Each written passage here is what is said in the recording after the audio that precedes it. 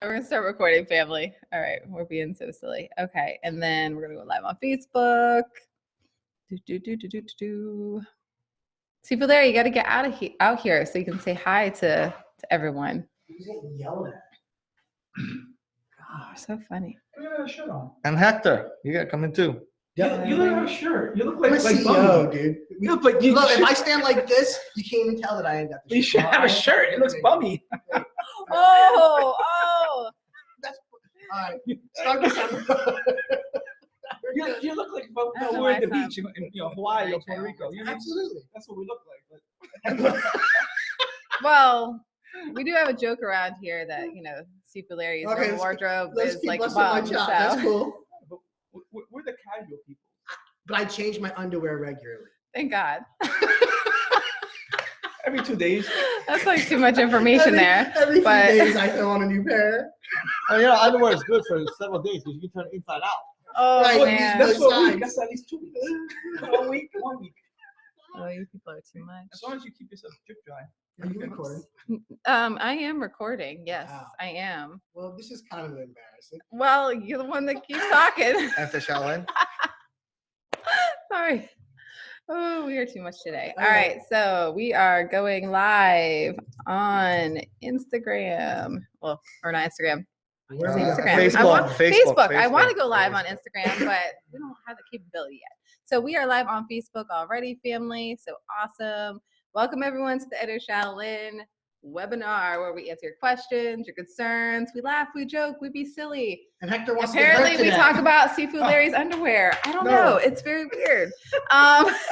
He's got underwear that's fun to wear. How do you know? Too much. Yes, I know. I'm the Sifu. Underwear party. Too much. All right, You can read his mind. Sifu Larry is going to man the Facebook page. So if you're on Facebook, you have some questions, just go ahead and send those over there. And for those of you that are live on the webinar with us, Hector is here to feel some pain. No, I'm kidding. Yeah, probably. So if you have anything that's related to partner drills or things like being attacked or whatever, we can do stuff like that as well today.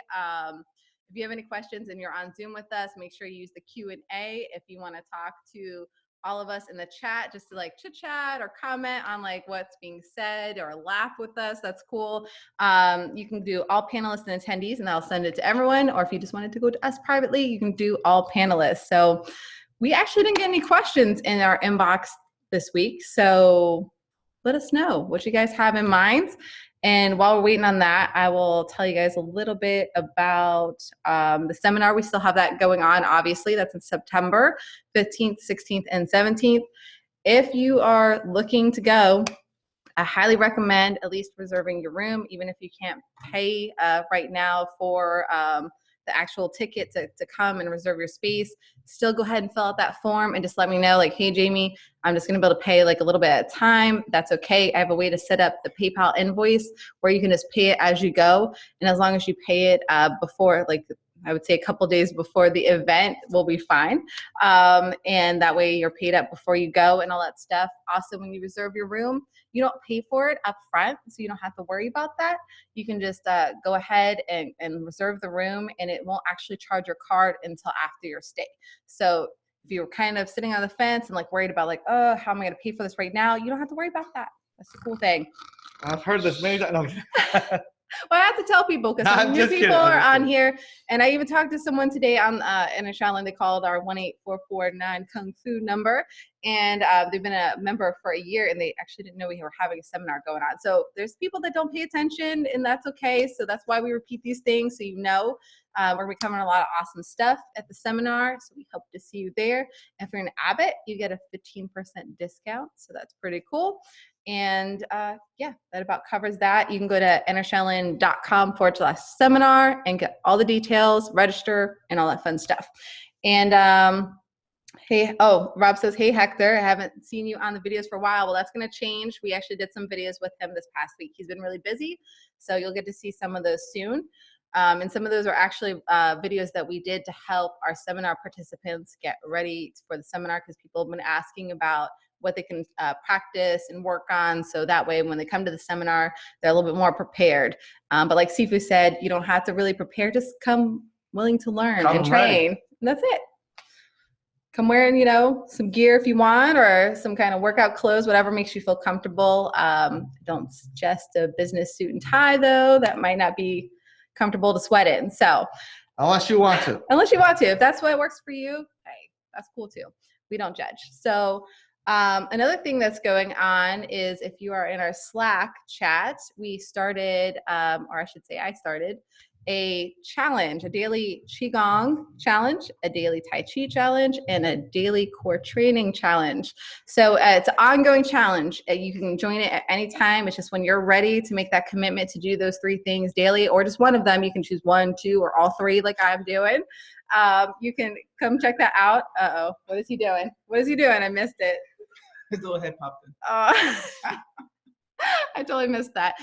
But yeah, you can join all 3 challenges or just 1 or 2, whatever you're working on. If you're already doing these things daily, you just want to come be a part of the group and get some encouragement and also cheer on other people that are working on doing these things daily and just bettering themselves, mind, body, and spirit. You're more than welcome to. Just email me at support@entershaolin.com if you're not already part of the Slack chat, and I'll add you in and let me know which challenges you want to join. And if you're already in Slack, all you have to do is go to those channels, Daily Tai Chi, Daily Qigong, or Daily Core, and just go ahead and start typing along and check it out. We have, I think, 13 members altogether that have committed to doing these different challenges. And it's been really fun. Everyone's cheering each other on, and it's definitely really encouraging to keep you on track with your training. So I am. Anyone have any questions so far? Want to give a shout out to everybody? Yeah. I'll give a shout out to everyone while we're waiting. So I'm on the Zoom webinar. We have Albin, Amar, Caleb, Tay, Karthik, Melanie, Richard, Rob, Sifu Larry, obviously, and Terry Hall. So welcome everyone. It's so good to have you on. Yes, Rob. Yes, the challenge even got Rob to finally record some videos. So yeah, you can do that. You don't have to record video. You can just, share what you're working on for that day, what you did. I'm going to start recording videos next week. I haven't done it this week because I've been super busy. Even one night, I didn't get to do my training till like 11:30 at night because we went to visit some friends. So, but I did get it done. So that's all that matters. So it doesn't matter when you do it, as long as you get it done. And it's been really nice. We've had a lot of people already reporting feedback, just feeling better in just a couple of days of doing those things. So it's been pretty cool. So Melanie says, I missed the first few minutes. I was talking to someone on Facebook about you guys. Hopefully he will check out the Facebook Live webinar. Did you miss anything for the first few minutes? No, we were just talking about the seminar that's coming up and also about the challenge that we're doing on Slack. So I don't know if you've gotten the email about that, Melanie, but we're doing core training, Tai Chi, and Qigong daily challenge, and you can join all 3 or 2 or just 1 of those. You're very welcome. Yeah, we were actually trying to teach you how to shoot fireballs out of your hands, and it was only one time. I burned something, so we're not going to do it again. Sorry, but you can watch the replay, and you may or may not find that piece. Well, we're going to have to take it out because it's a fire hazard. We don't want to burn it twice. Right. Amar says, hey, Sifu, very different question. What is shout for punch, like I used to yell? Oh, for Kia, like to get that extra energy. Normally, it's I tell people small, short bursts of breath. So any type of low sound, like that is fine. Anything that you do loud, the problem with like yelling really loud is it's actually energy wasted into the shout rather than into your strike. So you don't want to create too much pressure like, yeah, because it actually stresses the body rather than put the pressure onto the point and stress the opponent you hit. So you don't want to yell that way in terms of breathing and how to get the energy. I always tell people, if this is your breath and this is maximum exhale, you should first off never maximum exhale. You can find a state of just a point of relaxation where your body's just like, I call it the neutral point, where you just don't have to breathe in, don't have to breathe out. If you have air and you breathe in a little bit, let's say you expand, when you burst your air, it should be like, it should never be, it's too much pressure that's being wasted into creating pressures. You don't want that. You want burst pressure. You want small bursts. And so when you're hitting, it's like, So if I'm hitting Hector, let's say, I'm just small. All within one breath. Not you're going to be sweating, hyperventilating by the time you get the third hit from doing that. It's always small bursts until the point of where you need to inhale. So you don't want to create full exhale, full inhale, full. It takes too much energy to do that, and it's wasted on breathing rather than striking. So anything what you want, ha, he, ha, whatever, just something where it's just a quick, small, one-syllable pressure. That's kind of like when you watch kung fu movies here in the back days. That's the kind of sound that you want to make. Now, you don't have to make those sounds, but whatever is comfortable for But you you to could. sound, you could. Normally, I just take small breaths. You hear mine? Or just a small, quick burst of breath. That's the sound that you want to find that's comfortable. One syllable type of sound. Small burst, quiet, never loud, because it's actually energy wasted into the shout rather than into the strike. That's Good question, tip, by the way. and very good question. Because I bet you a lot of people are probably wondering that, because you don't normally hear us, but I do know like a lot of times we're filming, certain times you can hear those little sounds that he's making. And your Qigong and your Tai Chi will help you with your deep breathing and getting more power in your punches and all that good stuff. So definitely check that out. Yes. And speaking of that, real quick, I was actually talking to one of our Abbott members this morning, and he was trying to get like a good idea of, some stuff that he should be working on. And I shared why you told Sifu Larry that he should learn Tai Chi to enhance his Wing Chun. So could you explain a little bit of the benefits of Tai Chi to enhance any martial arts? Well, it depends, because for our Tai Chi, it's beneficial. Somebody else's Tai Chi may not. Right. It's going to depend because of the way they teach. Okay.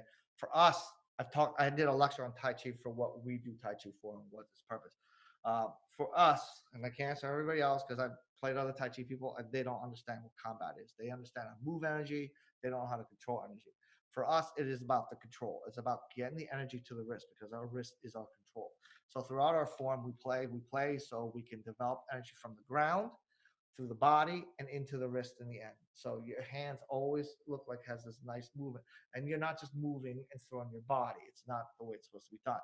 The Tai Chi benefit is basically teaching you how to find the connection in your body, finding your root, and then learn how to send that energy into your wrist. So it's developing the ability to create the toe, the transfer of energy. And then once you do that, then you can learn through training, sensitivity, and techniques, the channeling ability. But you want to have the ability to move energy into your wrist. If you're not moving energy into your wrist, then you're just moving energy and you're not really using it for combat. You can do it for health, and that's fine, but you're not really doing it full health to me.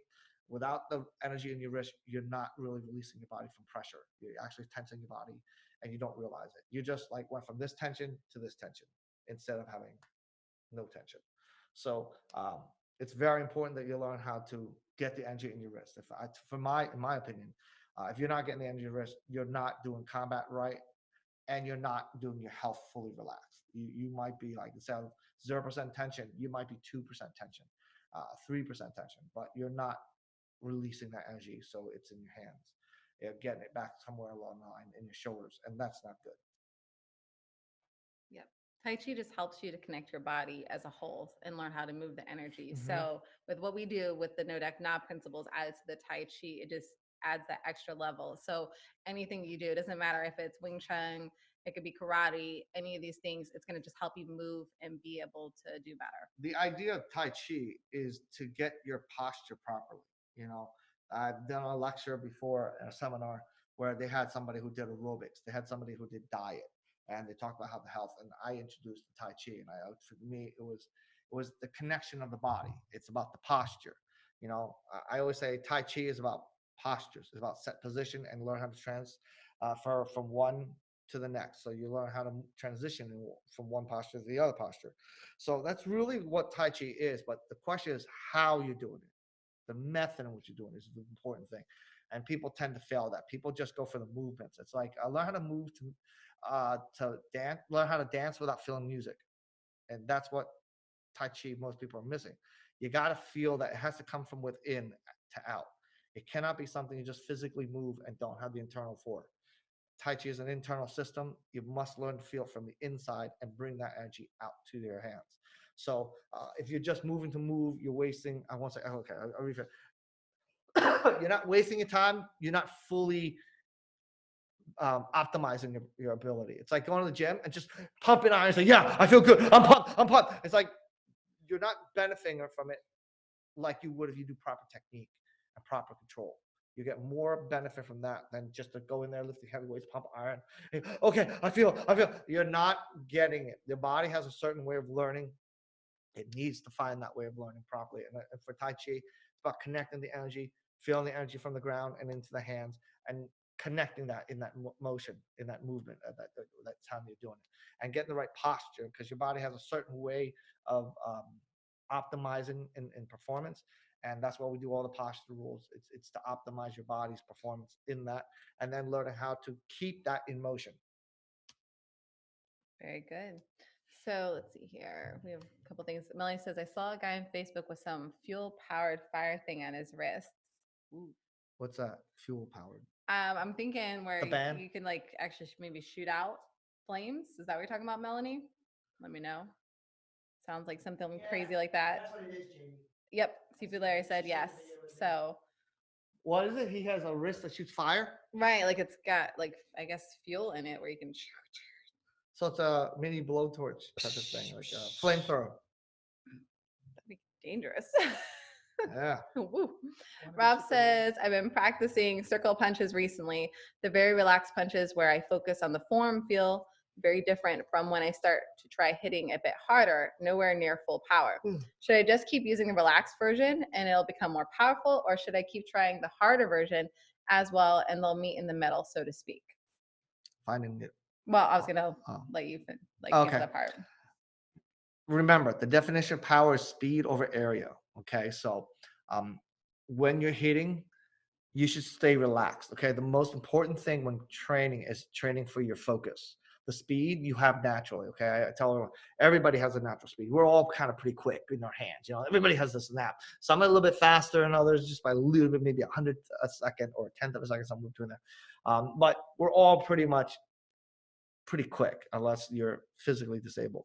But your speed isn't your issue. It's your focus behind the speed, or maintaining the speed in acceleration when you're hitting. So when we're doing this, I won't hit you, but I could hit someone like this with fast speed, hit across, and it means nothing. And I can feel the resistance or the force come back to me because I'm not able to send it into him.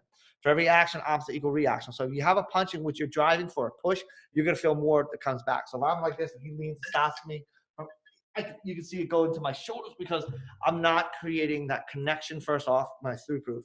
And then second off, I'm not creating the proper focus in it. So if I do this, don't let me push you back. You see, now I have the focus behind it. Now all I need to do is learn how to use that with the speed. So he can see how near he can feel that movement. If I do it like this, he can feel it more. If I do it, I'll keep it like that. But you can see is I all I want to do is accelerate and keep the same focus. I'll just do it here, this close. But just quick burst. Just and you can see, you can even hear it, hopefully, by the microphone. But always train on the relaxed state. Go for the focus over your speed. The idea is you want to stay in a state of relaxation and just increase that intensity just from the snap at the moment of impact, driving 2 inches past, and then learn to relax again. When we hit hard and we feel that tension, we're feeling more feedback. And in our mind, we're like, oh, I feel it more, so therefore I'm hitting harder. No. One of my teachers always told me, if you feel like you hit a strong hit, you feel the tension in a strong hit, you didn't do one, because it shouldn't come back to you. You should not feel that come back to your body. The reason why you feel like you are is because you're tensing to push harder forward. You're not really creating a good impact.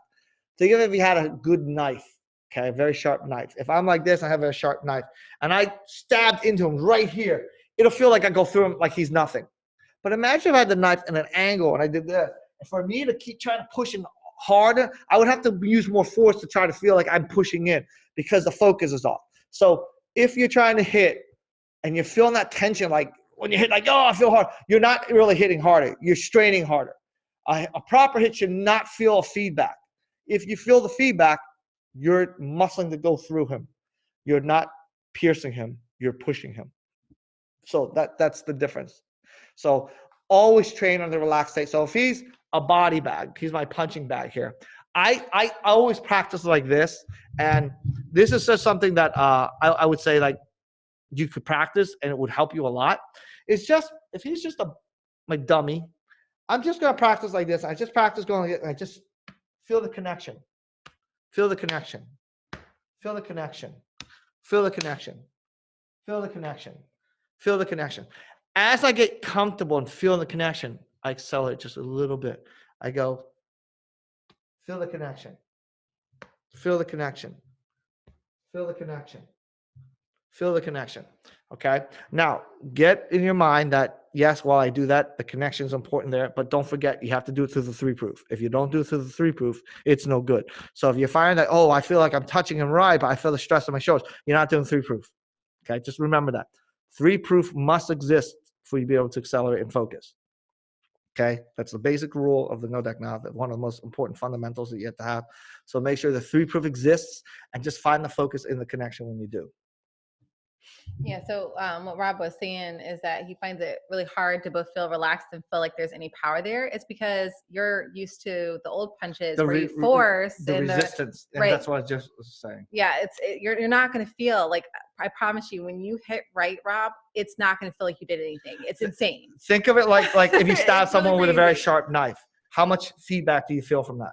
You're not. Okay, that's why our strikes are called piercing strikes. It's supposed to feel like it penetrates them, so you're not supposed to get the feedback. So most people feel that measurement, like I said, they need to feel that resistance come back to feel like they're hitting hard. You feel strain, pain, or any resistance. Or struggling to drive through. Yep. You know, most external styles, they tell you to follow through. And the reason why they tell you to follow through is because they got to break the resistance in someone. So if I'm punching and he's got a heavy weight on him, I have to follow through to overcome that resistance on him. That's not the goal. The goal is to pierce. The goal is to go like this and just break that point where I hit, not try to move him. I always tell people when I try, don't try to move him backwards. Drop him where he stands. A great example to test your technique that we'll do on the seminar, okay? So you'll get a preview here. I'm going to stand with my feet in a horse stance. I'm not going to put one leg on. I'm not going to try and stand strong stance. I'm just going to stand neutral. And the idea is he's going to walk towards me. So if we're doing this, right, and he walks towards me and I go, that means that I did not create a piercing strike. He comes to me. He went backwards. I pierced him. Okay, that's a proper strike. And that's one of the pressure tests that you're going to have to learn, that we're going to practice on during the seminar in September.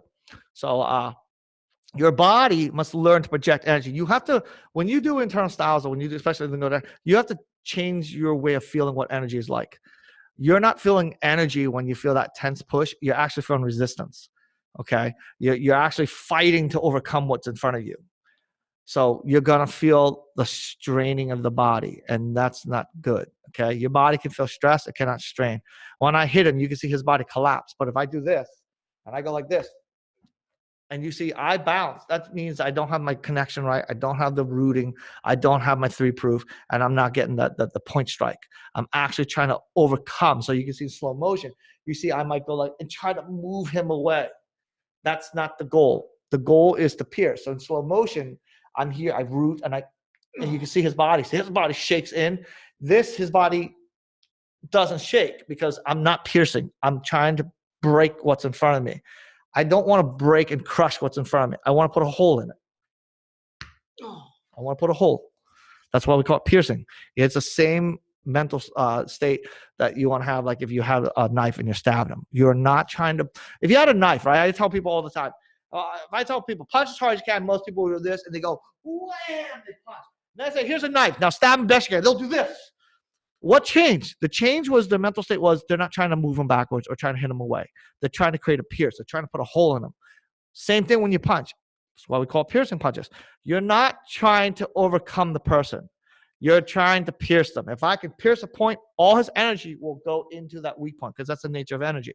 He'll buckle, he'll come down. That's why anytime you see people get stabbed or get a bullet put on them, you will always see that their body will break and collapse into that point because that's the weakest point at that moment. So we are trying to pierce the person, not trying to push the person, okay? So make sure that you're creating that hitting to pierce someone.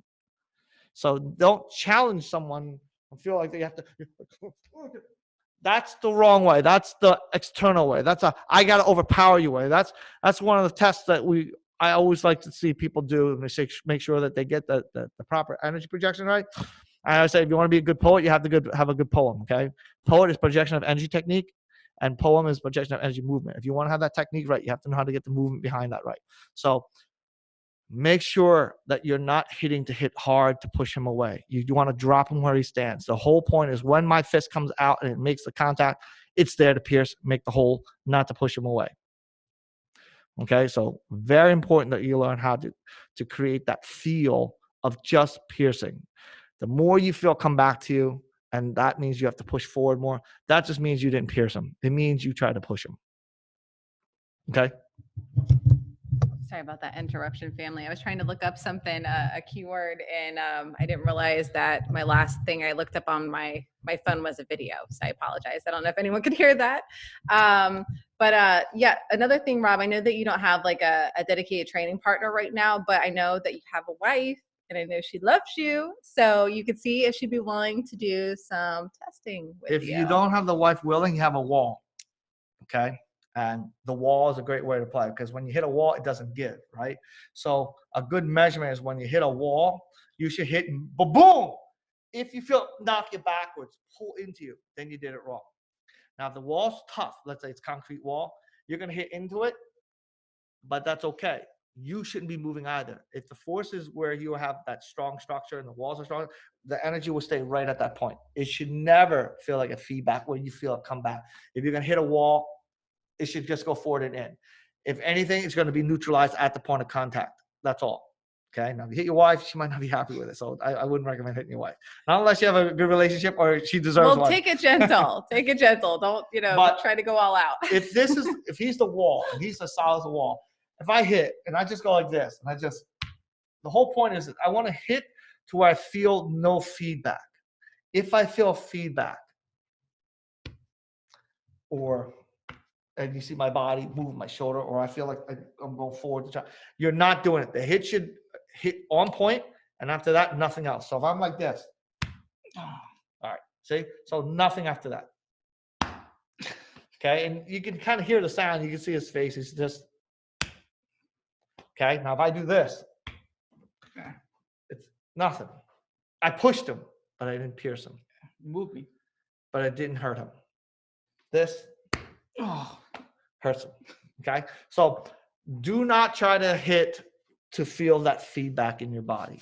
That's one of the things that you can actually tell if you're doing it right or wrong. You should feel the impact go here. You should feel everything strong structure, and you should feel the impact on the point of which you hit. But if you feel that stress go to your shoulder, you feel your body leaning, you're not doing it right. Just to let you know. Yeah, absolutely. So Rob says, I'm nodding at the screen just for the record. So thank you. That makes things a whole lot clearer. You're very welcome. And Melanie says, sometimes when I'm practicing Tai Chi, I can feel heat in my hands. I think that's the energy. Is that right? Yes, it is. He's nodding at the screen for what? For, yes, like I'm getting it, that. Yeah. Oh, okay. Yeah, he got it. Good. I'm glad. That helps.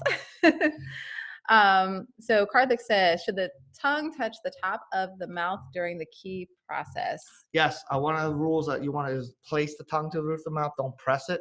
The difference is it's a light pressure versus a hard pressure. You want to do it very light. You don't want to put pressure. Again, Tai Chi is not about exerting energy or stressing the body, but learn how to move the energy so the body doesn't have to strain. Right. Okay. So just light pressure. And even like when you're sparring, always do that so that way you don't bite your tongue. So there's multiple reasons that we do that. Just always mind your tongue. Mind your tongue. There you go. And if you want to say something, but you shouldn't, do that same thing. So then you don't have to bite your tongue. There you go. Karthik says, in Tai Chi Chuan, a stream of Tai Chi to learn or how to apply the principle for defense. That is Tai Chi. It's just a different way of saying it. Yeah. Tai Chi Chuan is actually fist. Tai Chi Chuan is like grand ultimate fist, but if you translate it to what literally means, it's the way of way of breathing fist.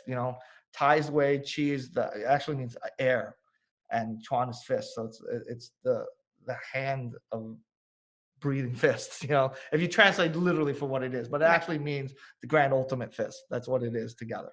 But if you take it word by word, that's what it actually means. Yeah. So yeah, it's just the same thing. It's just that some people just learn Tai Chi for the health benefits, and we learn it for the health and the fighting principles. So let's see. Karthik says, true. Thanks. You're very welcome. Melanie says, so how do you know if you hit right when you don't feel feedback? Because what you touch crumbles. That's why, like this. I hit him.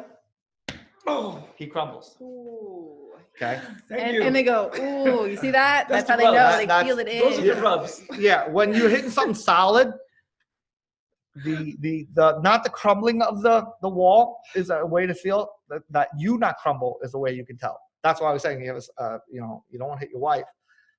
You have a wall, you hit into it. You should feel the connection solid, should be very steady, but it shouldn't affect you either. Like I said, you're not going to break the wall unless you're that good, but you won't feel the feedback either. And that's how you can tell. If you don't feel the feedback, that means you sent it into the point and it didn't come back to you. And that's how you can tell. Now, if you have a person, yeah, they'll tell you, oh, yeah, oh, that was good. Like, don't ever hit me again. That's how you can tell the person. Absolutely. And you can even, if you have a punching bag, the way you hit it, you can tell by how it spins or moves if you're doing it right as well. If you have a heavy bag, what you should see is everything fold into the point where you make contact, and then it's just move from that. Right. If it spins and you're off Then you point, missed. Yep. right. If you're hitting and you like feel like you follow through and it's moving and really if the bag is on your fist when you move the next 3-4 inches, then you were pushing. You're supposed to hit and it's supposed to fly off you. You're not supposed to feel like you have to follow through to make the bag move. You're supposed to just tap like this is the bag. Don't move if you can't. So if I'm like this, don't move. You shouldn't feel like you have to do that. You should feel, and it should just move off you. So if I hit, it'll just move. And you don't have to follow through to make it move. That's how you can tell it on a bag. Amar says, is it tongue or just the tip of the tongue? Tip of the tongue. Tip of the tongue is where, and then just somewhere to the middle. You don't have to put your whole tongue, obviously. Just the tip to the middle, that's about it. Yep. And it feels very natural. Like once you start doing it, it doesn't feel weird or anything like that. I actually do it all throughout the day, just naturally now. So it'll become a habit for you. Melanie says, why does the placement of the tongue matter? I usually have it against my lower teeth. Ooh. I can answer that. Placing on the tongue to the tip allows you to breathe through your nose better. If you have the lower teeth, it allows you to access air to your mouth faster. So when you're doing exercises, you want to slow the breathing down as much as possible. You don't want to allow energy to come in faster. So if you put it to the lower tongue, you can still breathe through your mouth that way.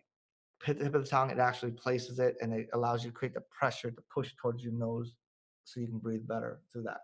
And I would also think, Melanie, because I just tried what you were doing just to kind of get an idea what that felt like. I would think there would be more of a chance in a sparring situation for me to accidentally bite the tip of my tongue if it was right there. That's just my thoughts. She said, makes sense. Awesome. Karthik says, is there a good training dummy partner you recommend for China to practice the wrist locks or throwing? Right here. He's available for $99 an hour. Get your own Hector right here. No. Yeah. Call when we're going to mass produce this in the future. Is there a good training dummy partner? Well, if you have like the Rice trainer, there are certain things that you can do. The jong, there's certain things you can't do. You cannot do all things. Obviously, it doesn't have a wrist. It doesn't have that unless we can develop something that has that for you. Which right we would now, love to do. Yeah. I'm not handy with tools yet. So we're if working I was, on it. we'd have a lot of tools. We'd have TAT out. TAT is the apparatus thing that we have. We're making more money. The idea in the works. Okay, but basically, you can only do like if you have like a Rice trainer, you can do like wraps around like you're doing an arm wrap. So this is the Rice trainer you can see in the background, right there. See the arm sticking out right here. That. Just imagine this being a Rice trainer. You can practice, wrapping techniques. You can practice going around. Feel like you can squeeze into like, and you can do stuff like that. You can practice getting into holds, like if you're doing this, and you can just practice pressing into the arm So you can do stuff like little stuff like that that requires like an arm. You can't do wrist because there's nothing really for you to grab and bend into. But a partner is really what you got to have, unless they create a dummy that has all these joints for you to manipulate from and withstand the pressure that you create. It's very difficult without a person. So And thankfully, some of the Chun you can actually practice on yourself. Yes. Some of the pressure points and even some of the finger locks you can work on. I'm sorry. You can practice on yourself with wrist locks in your hands. Like you can place it like this, and you can try not to let yourself turn. And then you got to feel how you can put that pressure and sense it where it is that you're moving it. Are you trying to move my arm over, or am I trying to move my arm over, or am I trying to bring it into the center of my wrist? So you can practice stuff like that. I used to practice all that, all my finger locks. I used to just grab my fingers like this, and I would just lock, and I would just go into position and just finding points like I'm. Maybe you can see it better. So I just go like this, and I just get into this, get in here, I put it here. I go into all my locks, and whenever I grab my hand, I find the ability to affect my joints. And so I always used to practice like this and just get my fingers used to just feeling whatever I'm touching, closing it in, and then know how to find the lock right out of it. So if I'm like this, I know how to get my thumb lock. I used to practice all times on my fingers. I'm very accurate on my finger locks. It just becomes a very natural thing after a while. Yeah, so there's some good things to practice because, and even like some of these pressure points, they're easy to grab, they're easy to get to. So if you learn these basic ones, in most self-defense situations, you're gonna be able to get out pretty quickly. Seafood Larry did share an article for everyone on Facebook as well as in the live Zoom chat with us. So he sent it is on the Qigong breathing. So definitely check that out when you get a chance. Karthik says he sees you in all of the videos and he wishes that you were closer to his place so he could practice with you. Thanks. Everyone wants to hit me.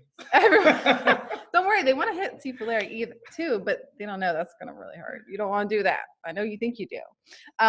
Amar says, you are piercing. What is a good way to disperse that incoming energy? Like how other people, like how other person to tolerate that pressure. So when the pressure comes in, he wants to know how to be able to deal with that pressure.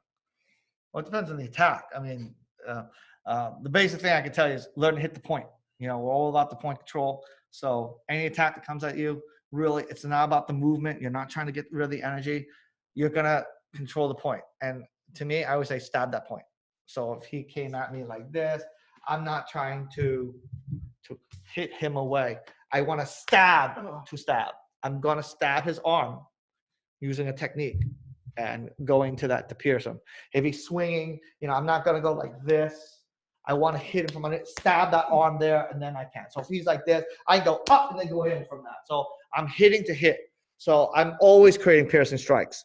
So if his punch is coming, I'm going to hit that pressure. Remember, for pressure to build, there must be resistance. Okay, there must be oppositional force. So if I feel pressure come back to me, then I'm not creating piercing strikes. I'm pushing. So if he's throwing a hook punch at me, and I feel the pressure, and I feel him coming at me, I am not creating piercing strikes at all. I'm trying to go for the resistance. I'm trying to overpower him. I'm trying to throw his hands away by a push rather than that driving up and piercing point, in which you can see now he's not going to go through me, and then I'm going to follow through in.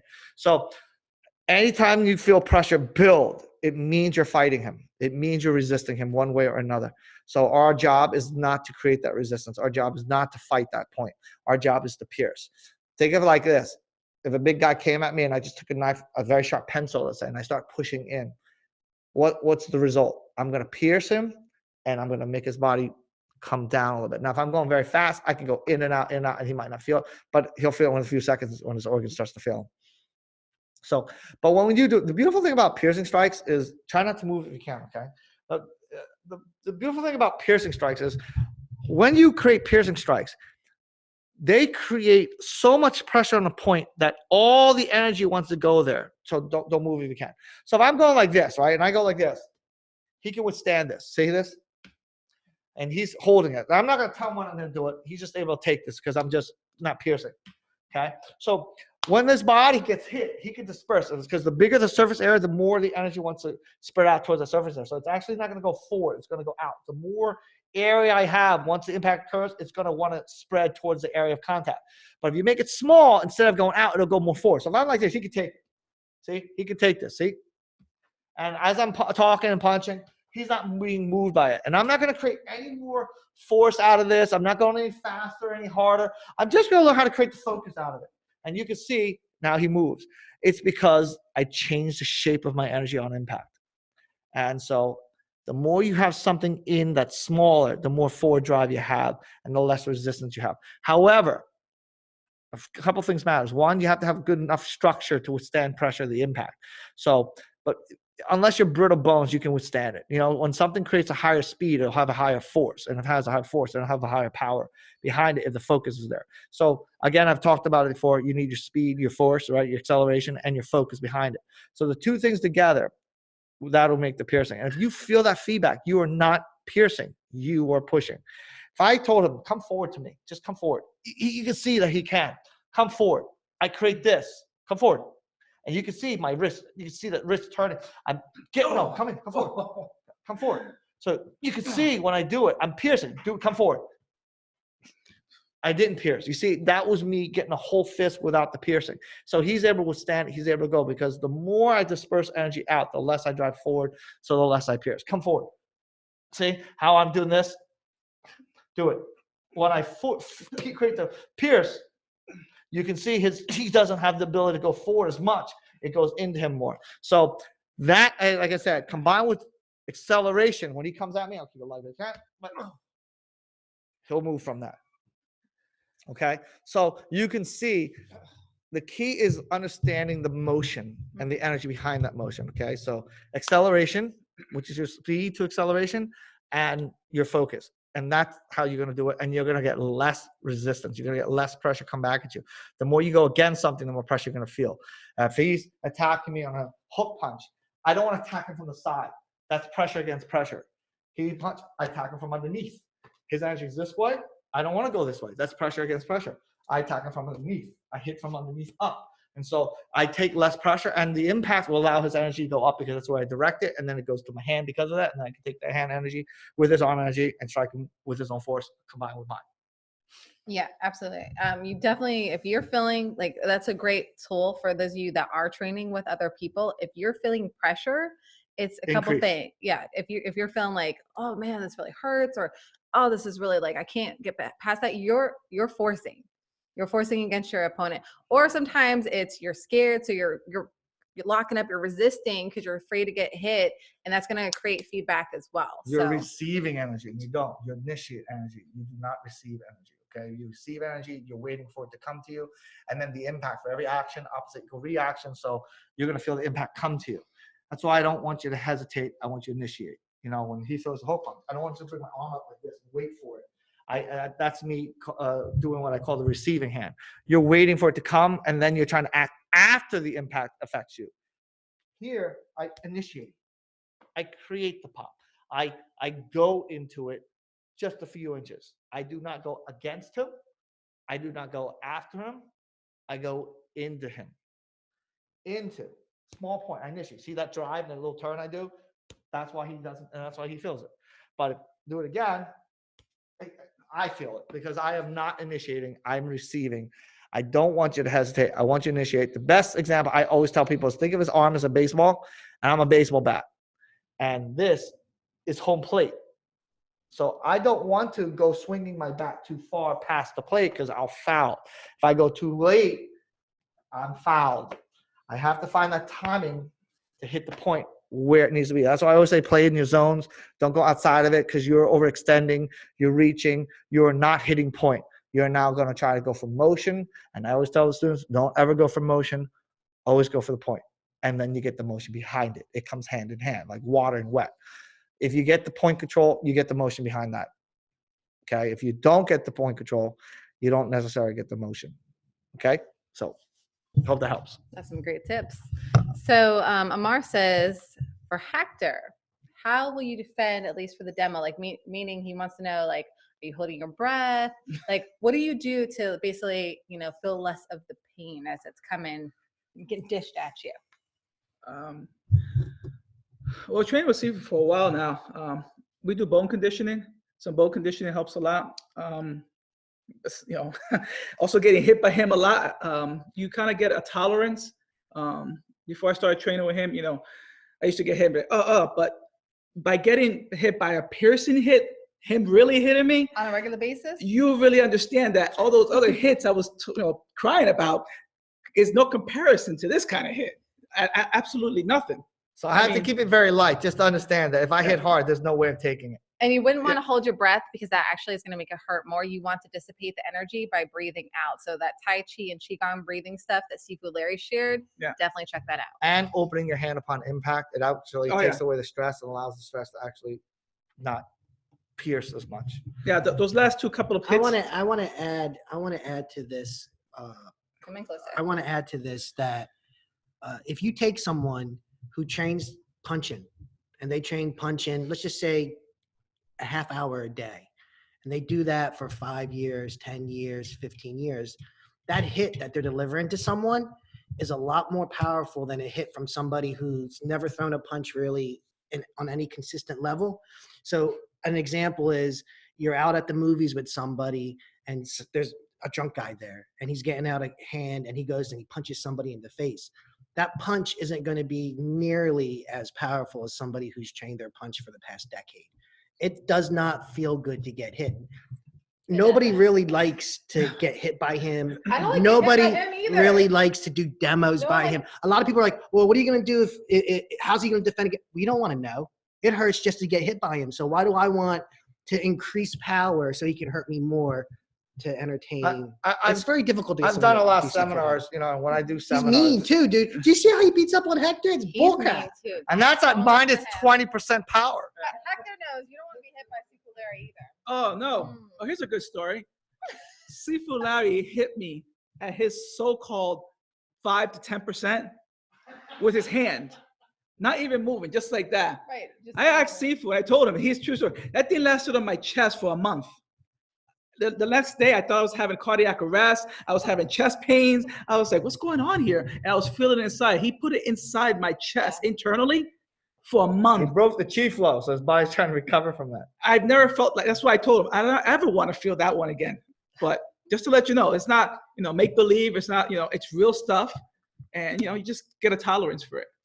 When I do demonstrations, I always pick strangers. I never take my students because I want people to understand that this isn't cooperative martial arts. Right. This isn't something that my students are holding back from, or they know the routine, and so they're following the routine. Or give me a straight punch, hook punch, and I'm going to do this. I'm going to throw you this way, so you're going to go with me. I take strangers all the time because I want people to see that this is not something I rehearse and it works because we practice many hours to make it work, because he's knowing my moves, so he's going to follow it. I have people go full resistance, tell people, I don't know if you ever see my seminars in Pittsburgh. I never pick a student. I don't believe in that. I don't believe in it because it becomes, to me, not real, because then the students in practice, they know how it works. So everything works as long as it's cooperative. I have people fight me, go against me. I'd say, hit me as hard as you can. Take my head off. Try to knock me as hard as you can. I tell people, I'm going to lock you this way. Don't let me do it. I'll count to 3 so you can fight it all you want. And it works. I never fails because the energy control is always going to hold. Okay. But, I never, ever allow people to, my students wise, unless it's a form that, something they need to know. I'll rehearse with them. That's because they need to follow the form. But apart from that, when we do combat, I never pick a student. I hate doing that. Unless it's something nobody knows, like Chi Sao. You have to roll. So nobody really knows Chi Sao unless you're training.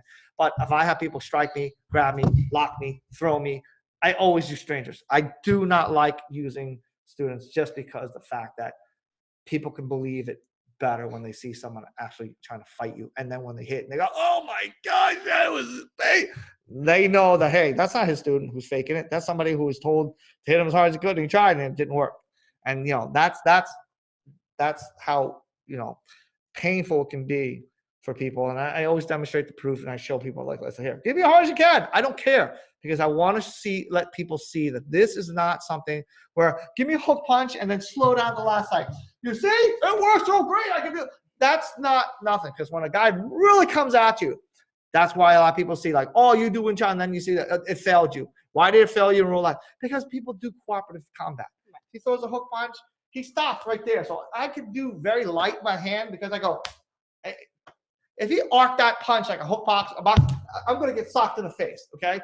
For us, we always do pressure tests because that's how you know if you got it right. Punch in, push in my ear, force it, force it, force it. This you can tell. He cannot move past that. Go harder if you have to. But come on, force it. And it doesn't matter because this isn't about me trying to fight his energy. It's about me learning how to control energy. And that's why, I always do pressure tests with my students. Listen, when we spar, our sparring is always, random, but I always do pressure tests. If I can push in, I collapse him. Even if he can hit me, I say, listen, if I'm a 280-pound guy, I'll most likely crush you.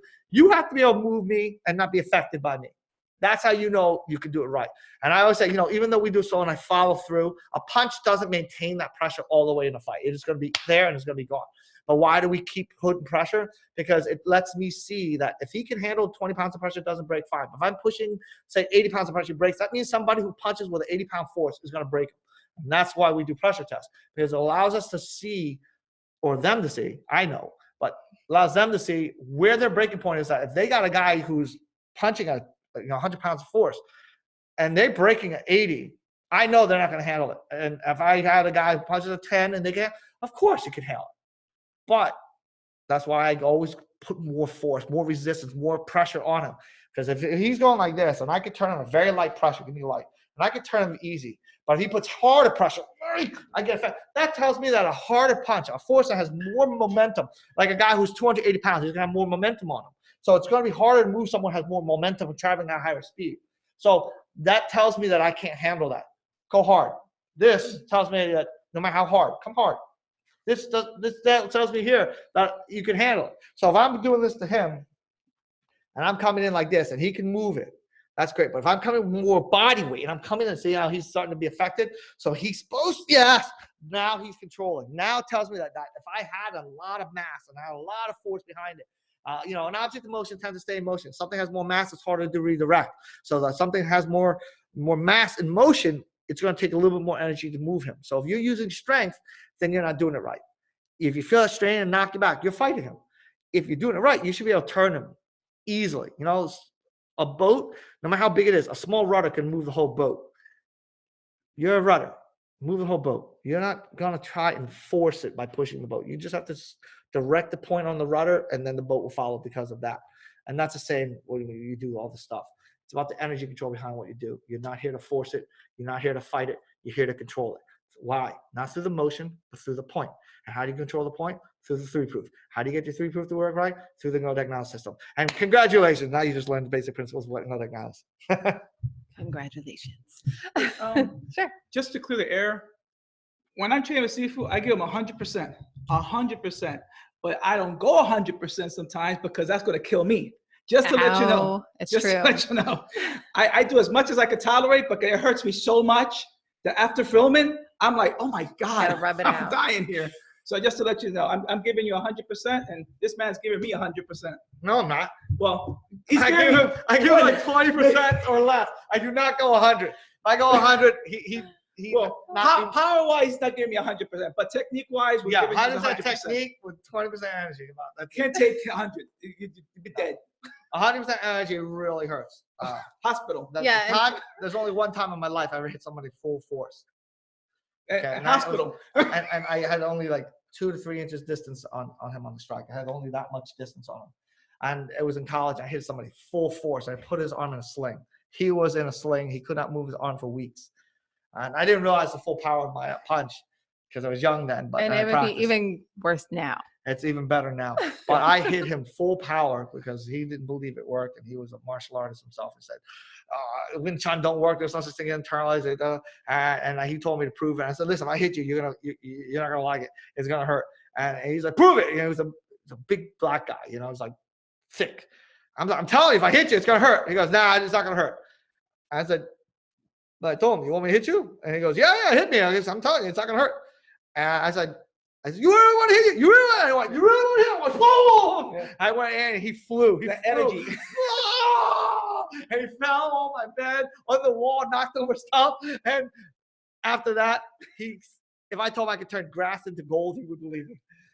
But it's very powerful. Sifu Larry has a similar story with one of his students, Dave, who wanted him to go full force with him, had a bunch of phone books, and And Larry was like, are you sure you really want me to do this? And he went flying across. And basically, once he kind of came to, he was like, if you ever hit me like that again, I will shoot you. So it really hurts people. And it can do a lot of damage. That's why as you get better, you have to really work on being able to know what you're dishing out. And if you want to feel what that's like, come to the seminar. Come to the seminar.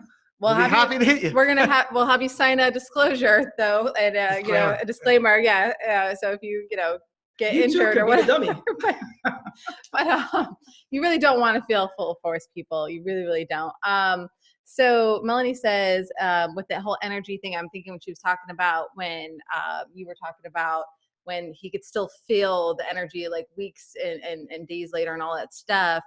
What can you do to recover from that? Yes. There are things that, first off, like, rub that, okay? Rubbing helps. It helps alleviate. And send chi in while you're rubbing, like literally. So like, you know how, Melanie, you feel the heat from your Qigong and your Tai Chi in your hands, that same thing. Imagine that energy going into that place. It's like a form of Reiki, but healing touch. And really rub it in and do that. And on a regular basis, and that'll help break it up. And also doing your Qigong and your Tai Chi. Yes. Those will help. A lot. And if you really feel like it's swollen, ice and heat. Yes, that too. Mm-hmm. Melanie says, what does the placement? Oh, okay. Never mind. So we already answered that. I didn't get that one done. So Sifu Larry sent over Silvu, sorry if I butchered your name, from Facebook, says, hey guys, how can you prove to yourselves to be truthful to yourselves when it comes to internal martial arts techniques and their efficiency? Do you believe that proving internal martial arts proficiency against other types of martial arts like kickboxing, Muay Thai, etc., would be a good way to test them? Well, that comes down to you, and it comes down to your skill level. When you're good, you can. I teach, and I got people from all kinds of martial arts come in. They always want to test it. I'm always, showing them all the time, and they come at me, as non-believers. And a lot of people today have a very low opinion of what Kung Fu is, and I can't blame them. Kung Fu has been watered down for a lot of people. The problem with a lot of martial arts is once it becomes a business, an establishment to a business, an organization, people start doing training things by regiment and say, this is how it is, and this is what you must follow, and this is how you get your belt, and then that person gets it, and they didn't really understand the skill set of it, and have the skill set, and they teach it, and it gets watered down, and so it gets worse and worse and worse. Martial arts is about adapting to who you are and making it work with you. So, let's say a pack sal would work for one person. A guy got thicker arms, he might not. So he might have to do a tan sal and stuff like that, where he might pack. So you have to learn to find the ability to adapt to energy. And really, that's how you want to learn from the energy, not from, you're a big guy, but you have to learn to bring your arms in. No, you're a big guy. You can't bring your arms in. So what you do to compensate that is you learn how to turn your waist to make up for it. So I had big people before. He's like, punch me, unless I'm thick, and I can't bring my arm in. So it's like, I'm just so big, I can't bring my arm in. So I tell people, okay, turn your hips and make that work. So even my arms out here, I turn my hip to make that work. I find the way to make my body move energy properly. In terms of testing, it comes down to what your skill level is, because you could test a guy who's okay at say a kickboxer, he's okay, and you can destroy him. And then you're like, oh, I'm really good. So you pull against a guy who's a vet, he's very, very good, and he kicks your butt. It's a matter of relevance, because your ability, let's say, is at that level, say at the fight, an okay guy, 20, 30%. And so you can handle it. But when the guy is very good, he's fighting you, like, say, a level at 80% level, but you're not there. And so you're going to find that you're going to do worse. And you're like, oh, man, it didn't work. It's no good. And I always tell people this. It's all about that. It's not that the technique failed you. It's that you failed the technique. The technique works. Technique works to what we teach.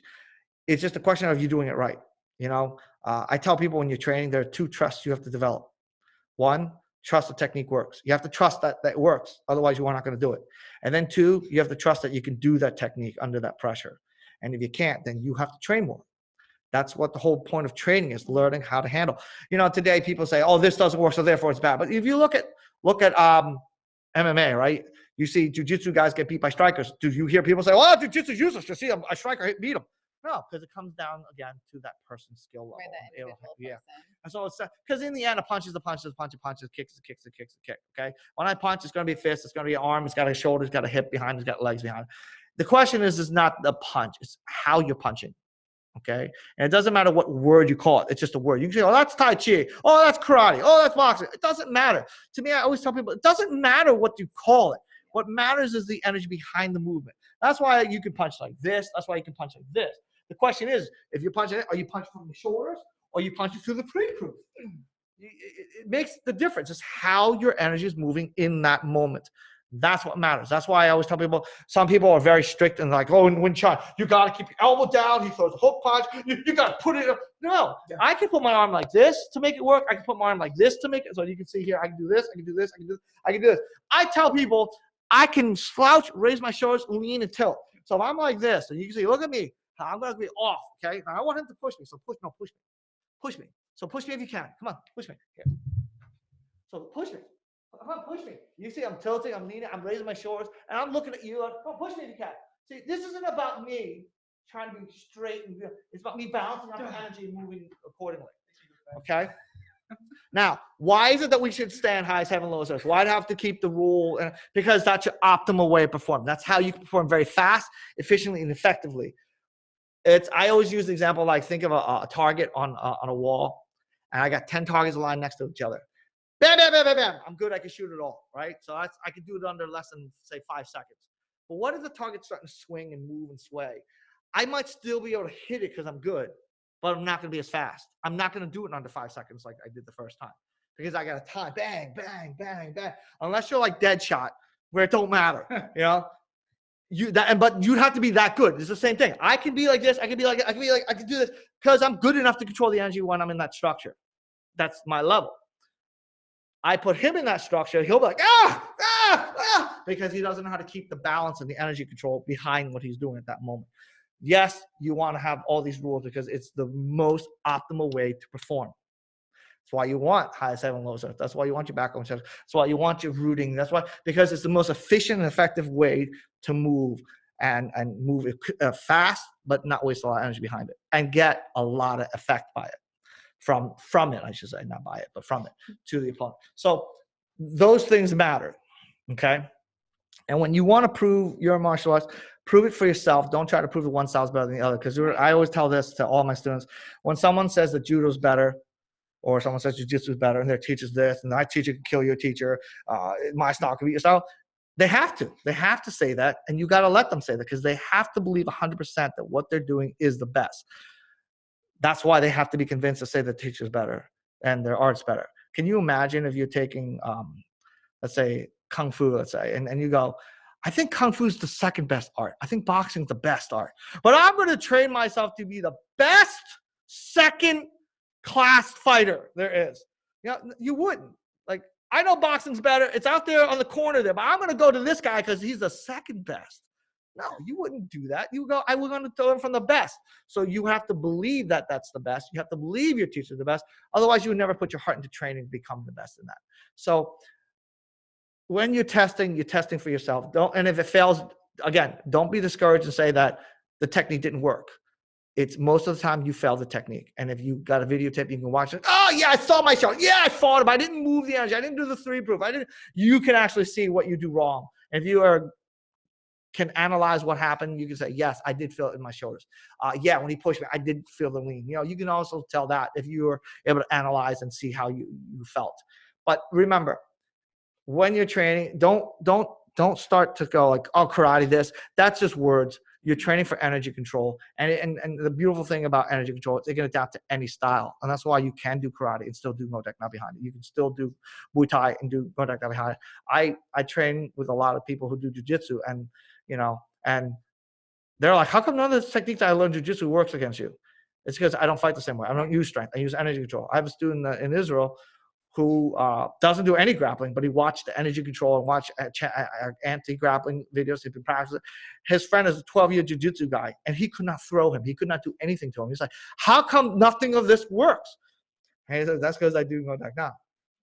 He's doing energy control. And, you know, and he might get beat by somebody who's like, say, 20 years a veteran. And it's not that, like I said, the technique failed him. He couldn't perform the technique under that stress level and the speed. So, and if you're good, you can handle it, okay? These are physics. These are science. This isn't a belief. This isn't, this is how the style works. No, this is physics. This is how science works. This is how they build buildings that can go 50, 100 feet in the sky because of the physics. Okay, it's nothing about, oh, you pray here and the spirit comes in on the certain days, you get more energy from the earth and the magnetic fields. And so, no, it's science and it's going to be true. That's why I always teach you the science. I'm never going to teach you, well, this is why you push harder, you get stronger. No. Why do you get stronger? Why do that? You will understand not just what you do, but you understand why you do and why you don't do. And that's really the way you want to learn. You can't just learn to mimic. You need to learn to understand so you can improve upon it. If you mimic, all you're going to do is just copy, and you might be faster at it. Doesn't mean you'll be efficient at it under higher pressure. Yep. And I don't know if you have a training partner, but this is why we have pressure testing. Right. We have one for sale for $1 million. No. Start the bid at $800. Is that what you think you're worth? No. I said $1 million. $900. $1 million. Come on, people. All right. And he comes with the shirt too. But you got to give him back every once in a while because his wife will dearly miss him. So, but what's the bid? But if you have a training partner already, then you can work on pressure testing. And inside our site, everything that Sifu does, I don't know if you're already a member or not, but if you are, you can go in any of our training lessons. He's going to show you the whys, the why nots, how to know if you're doing something wrong, how to know if you're doing something right. So you can figure out like, okay, does this work? Does this not work? And then as you get better, you can have your partner increase the pressure, increase the pressure, increase the pressure.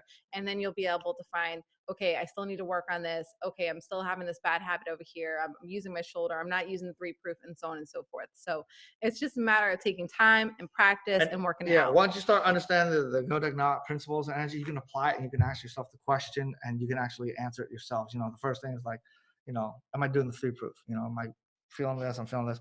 Am I rooted? You ask yourself, you get forward energy 2 ways, right? Leaning or rooting. So you ask yourself, which one did I do? And yeah, I felt my body go forward. I lean. Then you can't do the 3-proof because of that. And so you can break down. Once you understand it, it becomes very clear and that you can also see and understand. Mental image is very important. You have to understand what you're doing. You're not just mimicking me. You're understanding how to move, not how to follow.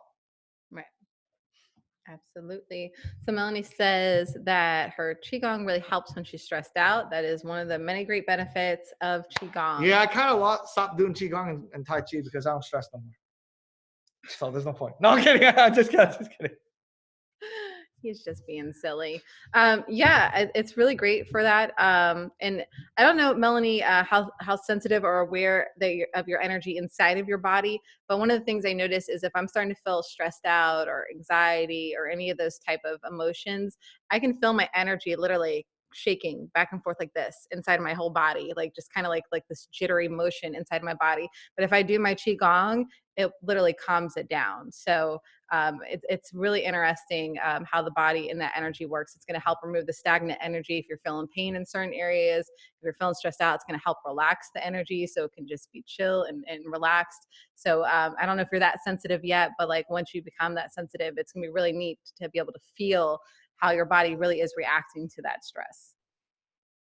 So, all right, I think family, we are good to go. So that's a little bit after, but we did start later, so that's all good. I don't see any more questions. So I hope that you all really enjoyed this lovely webinar that we did. We enjoy having you on every single week. Next week, Sifu Phu is going to be joining us from Israel because he's going to be back over in Israel in the Holy Land. So that's really cool. And for our Israeli friends and all those of you that actually celebrate Shabbat and everything, Shabbat Shalom, because I know we have some of you on as well. So I hope you enjoy your day of rest because I know that's fastly approaching if it's not already that time over there. And yes, Rob says, thank you, Sifu, CJ, and Hector. You're very welcome. It was great to have you all on. I was glad you could be on, Rob. I know you're not able to get on everyone, so it's good to see you. Karthik says, bye, Sifu and team. Pam, hey, Pam. Nice to see you on. Thank you for another great webinar. And yeah, same time, same place. So if you have any questions, send it to support@entershaolin.com. If you can't be here, it's okay. You can always catch the replay on the Friday update on our YouTube channel. We always post it as well. So have a great weekend, everyone, and we'll see you next week. Bye.